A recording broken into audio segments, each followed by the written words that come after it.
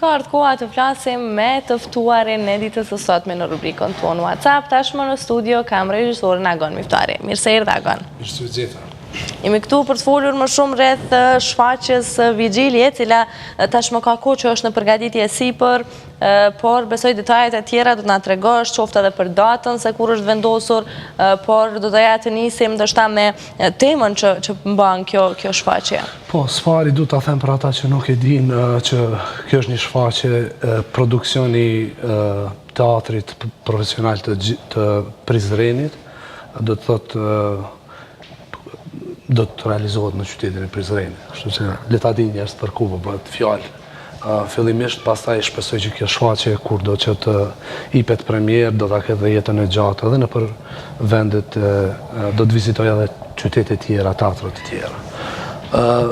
Vigjilje është një titull që flet shumë. Vigjilje është një periudhë kohore apo një ngjarje ku një person apo më shumë një grup i caktuar qëndron në një vend dhe në heshtje pret ose lutet për diçka. Ky është definicion, po që lidhet ngushtë me temat e shfaqjes.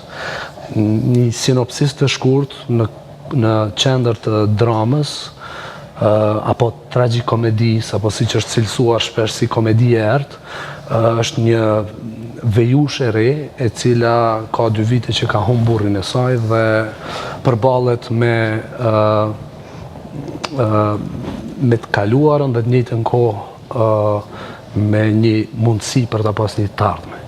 Gjendet në një situatë sa jetësore, njerëzore, sa të vështirë dhe në momente edhe tragjike, gjithashtu të njëjtën kohë edhe komike dhe shumë njerëzore. Kjo është pak a shumë me pak fjalë një lloj sinopsisi apo përshkrimi i asaj që ndodh në dramë. Kjo është një dramë e shkruar nga autori amerikan Noah Hale, edhe cilësohet si një komedi e errët apo tragjikomedi. Dua të di pse zgjodhe pikërisht këtë tekst? Çka të tërheqi më shumë? Përveç faktit që në radhë të parë është një tregim i treguar në një mënyrë tepër të veçantë. Çka e bën të veçantë si tregim? Kemi personazhin e shpirtit cilin kjo vejush e zë në momentin kur mundohet të ikë dhe të ngjitet drejt gjykimit fundit ose kudo që shpirtrat shkojnë para se ta lënë trupin dhe këtë tokë, e zë këtë shpirt dhe e mban në një kuti gjatë 2 viteve dhe kjo e bën të çuditshme apo e nxjerr në një anë komedinë e kësaj drame. Është marrë autori me një segment mjaft serioz, me një ndjenjë të veçantë që e përjetojnë ata të cilët e humbin dikën në familje dhe përballen me mungesën e atij personit që nuk e kanë më. Dhe në momentin që kanë qenë të afërt shumë me atë njeri, atëherë kjo mungesë kthehet në një lloj prezence. Është një farë lloj prezence e mungesës, sepse personazhi përmes kujtimeve mundohet që ta mbajë njeriu më të dashur që nuk e ka pranë vetes. Kështu që sa është dramë dhe tragjedi në të njëjtën kohë ka edhe anën komike, pikërisht në mënyrën se si ka vendos autori ta shpalos këtë tregim dhe natyrisht përmes dialogjeve që janë shpesh ardhintjen edhe komike.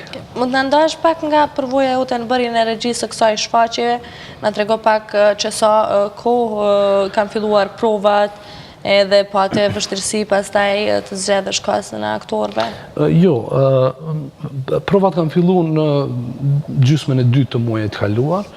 Do thotë tash janë bërë 3 javë që kemi filluar provat, kemi përfunduar fazën e leximit dhe të shtrimit të mizanskenës, tash na ka mbetur edhe pothuajse 1 muaj kohë që të punojmë këta ka dalë në finesat dhe detalet e zanatit ton, qoftë unë si regjisor, aktorët për punën e tyre.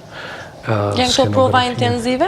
Po, për ditë mbajmë prova dhe gjithçka deri tash ka shkuar mirë. Në atë teatr kam has një atmosferë shumë të mirë të punës, edhe të drejtën kam prit me dur të hapuna dhe i kam gjitha ato çfarë i kam dhënë. Ishte Agoni ai që ju drejtua teatrit të Prizrenit apo si erdhi drejt tek ky bashkëpunim me këtë teatr? Më kanë ftuar teatri i Prizrenit për të punuar diçka dhe mandej unë ka kohë, ka më shumë se një vit e gjysmë që e kam lexu këtë tekst dhe e kam propozu si një ndër tekste që kam pas plan ta realizoj diku, që pas ka qenë kismet ta punoj në Prizren.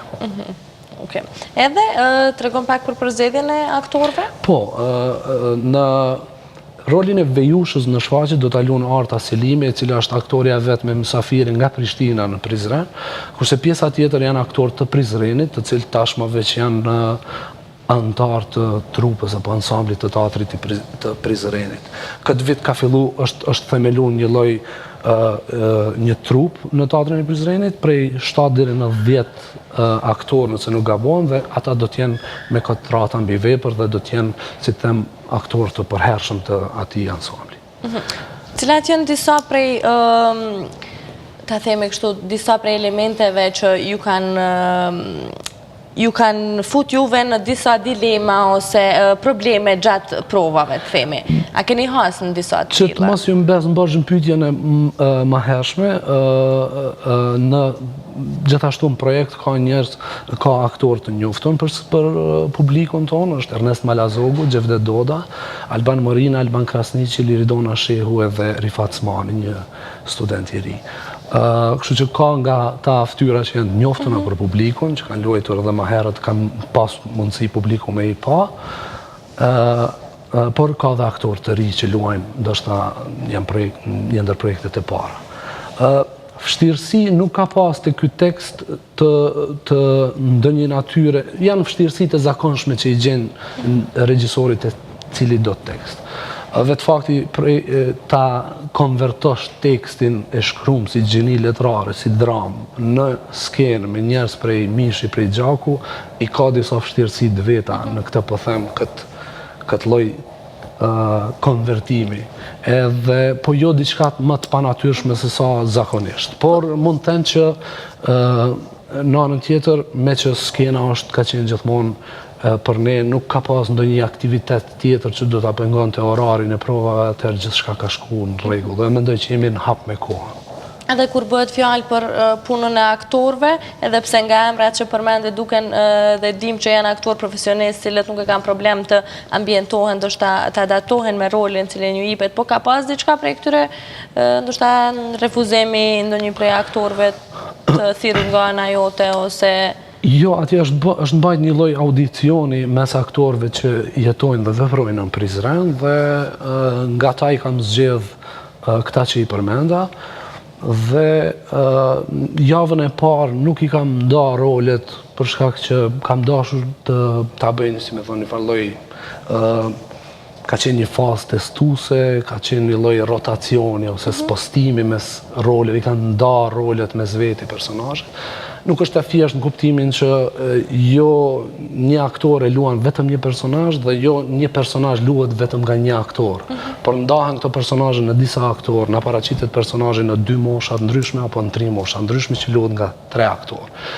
Kjo ka qenë vështirësia e vetme, ose jo vështirësi sa një gjë në anën tjetër edhe intriguese që të arrijnë këta aktorë, nëse mund të arrijnë, të mishrohen me njëri tjetrin, me që do t'i luajnë dhe personazhet e njëjtë. Shpesh herë regjisorët e vendit tonë munduhen që të zgjedhin tema të shfaqjeve skenare që ndërlidhen shumë me shoqërinë e vendit tonë. A ka pas agonin një synim të tillë kur ka përzgjedhur këtë tekst? Apo nuk është që ka të bëjë shumë me...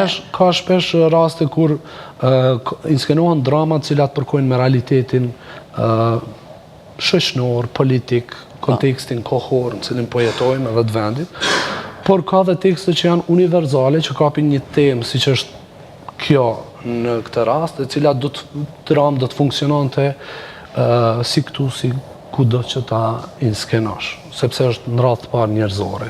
Kjo është nga ato dramat që i takon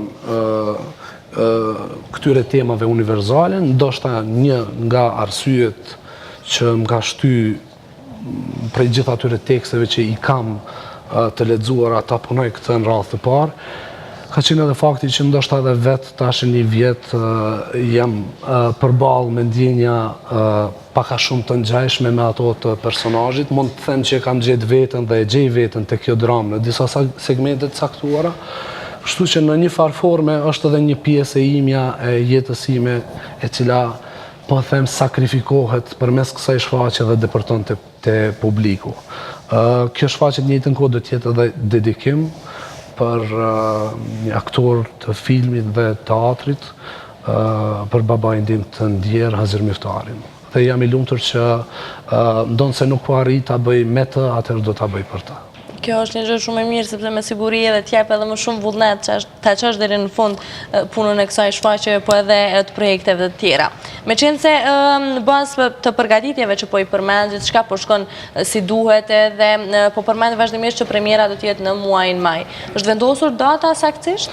Do të jetë sigurisht në fillim të muajit maj, rreth datës 6, por ende se kemi vendosur për shkak që zakonisht lihet në dy javëshin e fundit të vendoset, sepse duhet shikojnë edhe kalendaret, ngjarjet që ndodhin rreth atyre ditëve, por po besoj që tash për tash si synim e kemi 6 maj.